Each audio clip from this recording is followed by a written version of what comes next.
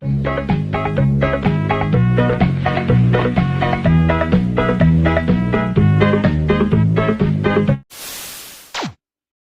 nggak ngonten, sehari ngonten. Itulah WAM 2. Guys, coba absen di bawah yang mungkin baru pulang kerja atau mungkin baru pulang sekolah. Coba deh sepil kalian nonton anime biasanya sambil ngapain? Sambil makan kah? Sambil belajar kah? Atau mungkin sambil nyebat? So, di video kali ini tentunya kita akan melanjutkan ceritanya Yumiella, si waifu nomor satunya WAM 2 di musim ini. Tapi sebelum kita mulai videonya, tolong di-push dulu tombol subrek, like, dan sekalian aktifkan lonceng notifikasi di bawah biar kalian semua gak ketinggalan alur cerita anime gua yang lainnya. Sekalian juga follow semua akun sosmed gua ya guys. Linknya bisa kalian sikat di bawah. Oh ya, di ending nanti gua mau ngomongin beberapa anime yang bakal gua lanjutin dan yang gak gua lanjutin. Jadi tonton aja video ini sampai selesai. Oke lah, tanpa berlama-lama lagi, mari kita mulai. Aku Yakureijo, Reberu Kyujukyu, episode ke-7.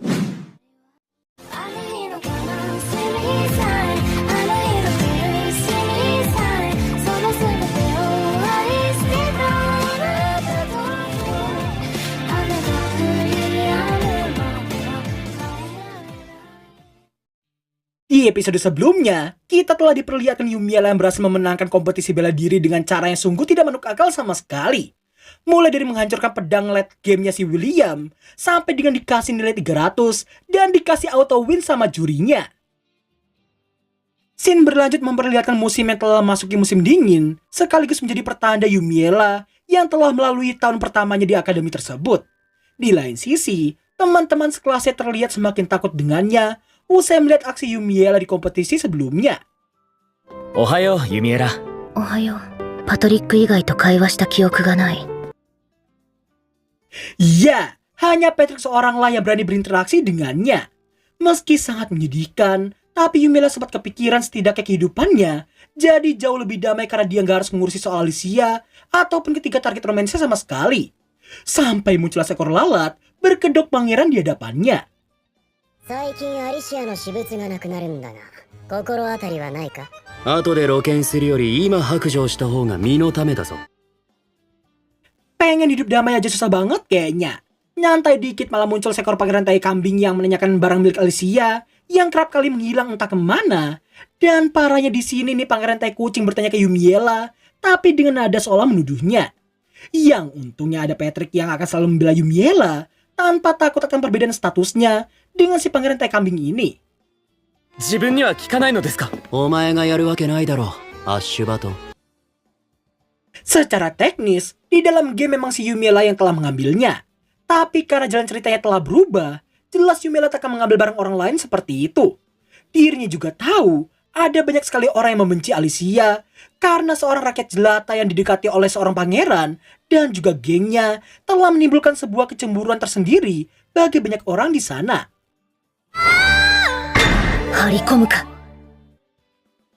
Demi memastikan siapakah orang yang telah mengambil barangnya Alicia, Yumiella memutuskan untuk menangkap basah orang tersebut.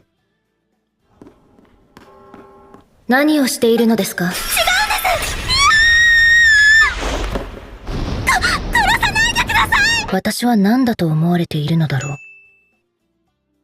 Saking terkejut dan ketakutannya cewek ini, dia sampai refleks memberitahukan bahwa Eleonora lah yang telah memerintahkannya.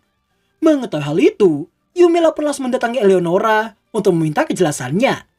Demi melindungi cewek tadi, Yumiella pun memberitahukan bahwa cewek itu mengaku bahwa semua tindakannya hanya sekedar keinginan pribadinya saja. Eleonora yang sempat merasa lega pun harus dibuat sangat panik karena ucapan Yumiella setelah ini. このことがエドウィン殿下の耳に入ったら、エレノーラ様の命令だと思われるかもしれませんね。周囲に勘ぐられますから、彼女を罰するのもやめた方がいいでしょう。 Nah, disinilah letak kecerdikannya Yumiella. Di mana karena Yumiella yang telah mengetahui maksud dari Eleonora yang khawatir jika pujaan hatinya yaitu si Edwin Todd akan menikahi Alicia, hal itu membuat Yumiella menenangkannya dengan bumbu kebohongan di dalamnya. 平民が王族に嫁げるはずありませんし。確かにそうですわよね。嘘です。国王陛下は聖女の再来として王子と結婚させるでしょう。 Setelah berhasil menjinakkan Eleonora, si Eleonora pun menanyakan kenapa Yumiella mau repot-repot mengatakan semua itu padanya. Dan lagi-lagi Yumiella menggunakan kata-kata manipulatif yang bisa meluluhkan hati seorang Eleonora. エレノーラ様とエドウィン殿下の幸せを願っておりますので。本当にあなたは見る目がありますわ。 Setelah itu, nampaknya Yumiela menemui Patrick sebagai satu-satunya orang yang dekat dengannya. Patrick pun terkejut karena Yumiela tidak menangkap bahasa pelakunya, karena masalah bisa saja selesai jika si pangeran teh kambing memarahi Eleonora. Yumiela pun memberitahukan bahwa bisa saja dirinya yang berada di posisi sang pelaku. Patrick pun heran dan bertanya maksud dari ucapan Yumiela barusan. レベル上げもしていない私がどこか他の世界にいたとして、会ったこともない親に他の貴族と仲良くなるよう言われて。 Intinya, disinilah titik awal di mana Yumiela mulai terbuka dengan Patrick. Tapi bukan menceritakan secara fakta, melainkan perandaian dengan memasukkan cerita asli berdasarkan isi gamenya. Mendengar semua ucapan menyedihkan Yumiela, Patrick pun cuma bisa terkejut sembari terus mendengarkan cerita memilukan itu. Yumiela juga memberitahukan tentang perbedaan perlakuan antara Alicia yang akan selalu dicintai dan dirinya yang takkan pernah dicintai. Nggak cuma itu aja, bahkan Yumiela juga memberitahukan tentang permisalan jika saja di cerita tersebut dirinya ingin membalas dendam dengan cara terus menaikkan levelnya, tapi tetap akan berakhir dengan kematiannya karena kegelapan lemah terhadap cahaya. 変わらないじゃないか。え？今のユミエラに味方はいるのか？レベルが高いか低いかの違いしかない。この世界が嫌いか？もしそうなら俺が。たまにこうして話をする知り合いがいれば、それで十分。 Setelah berpamitan pergi dari sana, nampaknya Yumiela masih merasa hubungan dengan Patrick hanya sebatas kenalan saja. Dirinya bahkan kepikiran mendapatkan teman saja udah sulit, apalagi mendapatkan seorang pasangan hidup. 友人はいつ作れるのか。恋人などとても考えられない。知り合いか。 Beberapa hari kemudian, terlihat Eleonora yang sering kali menempel padanya. Eleonora yang merasa kebetulan bisa bertemu Yumiela pun langsung mengajaknya buat nongki minum teh bersamanya.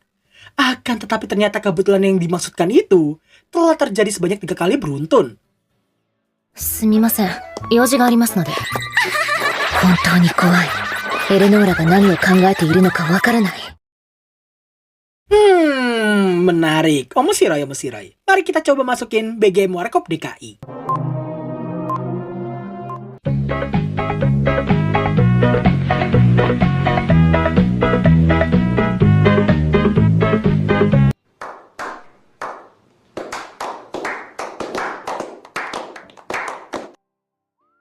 Nah, alasan Yumiela yang ingin menghindari Eleonora, galan karena si Eleonora ini adalah putri dari Duke Hilros, selaku pemimpin faksi anti raja yang disinggung oleh sang ratu sebelumnya. Karena gak ingin terlibat dengan hal merepotkan seperti itu, Yumiela memutuskan untuk membuatnya sakit hati demi menjauhkannya sejauh mungkin darinya. Namun sayangnya, 私と仲良くしていると、エドウィン殿下にも嫌われますよ。相談に乗っていただける？意味がわからない。行けばいいんでしょ。嬉しいですわ。もうやだこのお嬢様。 sumpah gua ngakak di adegan ini cuy. Buat yang gak paham jadi gini cuy. Si Yumiela kan barusan ngomong, Kalau kamu deket-deket sama aku, nanti dibenci sama Edwin Todd loh. nah si Eleonora ini malah minta saran supaya dia bisa deket sama Yumiela tapi gak dibenci sama Edwin Todd. Sungguh berotak sengku sekali beliau satu ini. Belum menyerah untuk dibenci olehnya, Yumiela memutuskan untuk menghina kue buatan Eleonora dengan cara mengetai rasanya yang sangat-sangat menjijikan baginya. Namun lagi-lagi nih ya, reaksi yang dikeluarkan Eleonora sungguh sangat tidak terduga sama sekali. そうですわよね。どちらかといえば失敗作ですわよね。 Iya, salah pilih rute lagi. Bukannya rute dibenci yang muncul, tapi malah rute yang membuatnya satu langkah menjadi temannya lah yang muncul. Eleonora kemudian memberitahukan alasannya yang ingin mulai belajar memasak. Di mana itu ia lakukan karena dirinya melihat Alicia yang tempo hari memberikan cemilan buatan tangan kepada Edwin Todd. 今私に必要なのは嫌われる覚悟というか、エレノーラ様には多分無理です。 Apapun hinaan yang diucapkan oleh Yumiela, mau itu sesakit apapun, mau senyelekit apapun itu, semuanya akan dianggap positif bagi Eleonora. Ya bahkan Yumiela sampai mengira telah terjadi bug di kepalanya Eleonora. Nah, di sini Yumiela akhirnya mengetahui bahwa semua tindakan buruk Eleonora bukan semerta-merta keinginannya sendiri. Melainkan saran dari circle-nya yang mungkin aja ingin memanfaatkan sifat super polosnya Eleonora. Dalam hati Yumila pun sedikit menyesal karena hanya berfokus ke garis keturunannya Eleonora saja, tanpa mencari tahu sifat aslinya sama sekali. ご友人を信用しすぎない方がいいですよ。ユミエラさんがお友達になってくださるかなりません。ら。私とエドウィン様の結婚は嘘でした。とはとても言えない。 Dan beginilah kelemahan terbesar Yumila si level 99 saat ini. Beberapa hari setelah pertemuannya dengan Eleonora, nampaklah Eleonora yang saat ini sudah seperti Besti Fangke yang masuk ke kos-kosannya tanpa mengetuk pintu terlebih dahulu. ユミエラさん、私が会いに来て差し上げましたわよ。ついに部屋にまで押しかけてくるようになりましたか。 Dari yang tadinya nongki ngeteh di kamar Eleonora, kini berpindah nongki ngeteh di kamarnya Yumiela. Yang bahkan karena statusnya Eleonora sebagai anak seorang duk, hal itu membuat Rita nggak bisa melakukan apapun selain membiarkannya masuk. Udah gitu nih ya, teh celup sari wangi 2000-an yang biasa disajikan Rita kini berubah menjadi teh berkualitas tinggi yang harganya juga pasti cukup mahal. Keluhannya terhadap Eleonora pun cuma bisa didengarkan Patrick, yang juga telah berbicara dengan Eleonora dan merasa dia bukanlah orang jahat sama sekali. ユミエラの方から歩み寄ってもいいんじゃないか。考えておく。 Sebelum pergi dari sana, Patrick bertanya apakah Yumiela akan pergi ke party penghujung tahun yang akan segera diselenggarakan. Yumiela pun memberitahukan dia gak tertarik sama sekali. Meski telah mengatakan hal itu, namun dalam ingatannya party penghujung tahun adalah event di mana sang heroin akan meninggalkan pesta dengan salah satu target romance dengan parameter suka tertinggi. Karena hal itulah Yumiela pun langsung berubah pikiran dan berniat untuk mampir ke pesta itu. Namun gak lama kemudian, Eleonora muncul dan membuat semua rencana Yumiela berantakan. Dari yang tadi dia cuma mau datang ke pesta itu pakai seragam doang, berakhir dengan Rita yang kebingungan karena si Nona yang gak memiliki gaun pesta yang cocok untuk seumurannya. Sampai akhirnya secara tiba-tiba Yumiela mendapatkan hadiah kiriman dari sang ratu yang isinya udah gak perlu kita tanyakan lagi. ユミエラさん、とてもお似合いですわ。 Singkat waktu, setelah memastikan event Alicia yang belum dimulai, Eleonora yang tiba-tiba menyinggung soal Patrick jelas menjadi tanda tanya besar bagi si Yumiela yang gak peka sama sekali.